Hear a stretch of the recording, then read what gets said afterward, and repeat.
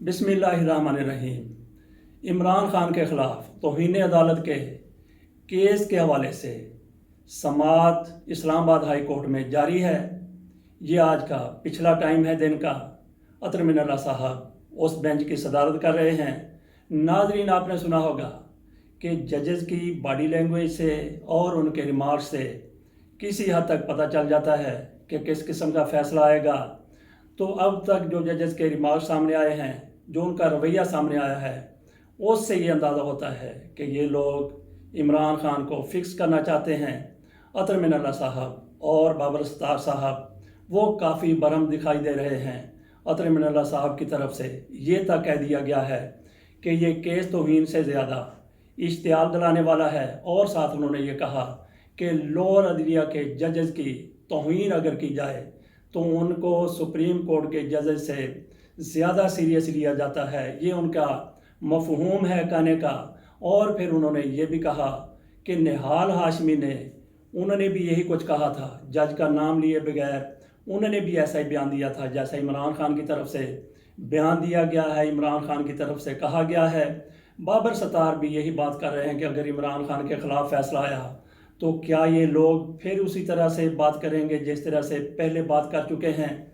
तो देखते हैं कि समाअत के बाद ये लोग क्या फ़ैसला करते हैं। इमरान खान के हवाले से क्या सूरत हाल सामने आती है। इसी समाअत के दौरान इमरान खान की तरफ से ये भी कहा गया कि मैं रोस्टम पारा कर अपने उस बयान की वजाहत करना चाहता हूँ जो उन्होंने एक रोज़ कबल ज़ेबा चौधरी के हवाले से दिया था। देखते हैं कि इस हवाले से इमरान खान को रोस्टम पाने जाने की या आने की इजाज़त दी जाती है या नहीं दी जाती। और फिर या साथ ये भी मैं आपको बता दूं कि किस तरीके से इस्लामाबाद को इस दौरान अदालत के करीब इलाकों को किस तरीके से सिक्योर किया गया था, और पीटीआई के लोगों को अदालत के करीब जाने की इजाज़त नहीं थी। हत्ता कि वज़ीर आला को और वज़ीर दाखिला को भी वहाँ जाने से रोक दिया गया। उनके रास्ते में भी रुकावटें खड़ी कर दी गई।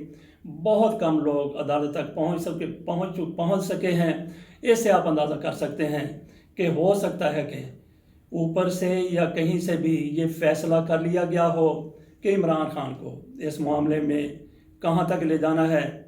इमरान खान को अगर यही सज़ा दे दी जाती है कि इनको 1 सेकंड की सज़ा दी जाती है, तो उसके साथ ही इमरान खान पर तौहीन अदालत के हवाले से तौहीन अदालत साबित हो जाएगी और वो उसी वक्त 5 साल के लिए नाअहल हो जाएंगे। लगता यही है कि जजेस की तरफ से फ़ैसला कर लिया गया है, वो इंसाफ इमरान खान को फराहम करने पर तुल गए हैं। इसके साथ इजाज़त दीजिए, मज़ीद तफसीलात आपके सामने आइंदा पेश कर देंगे। अल्लाह हाफ़िज़।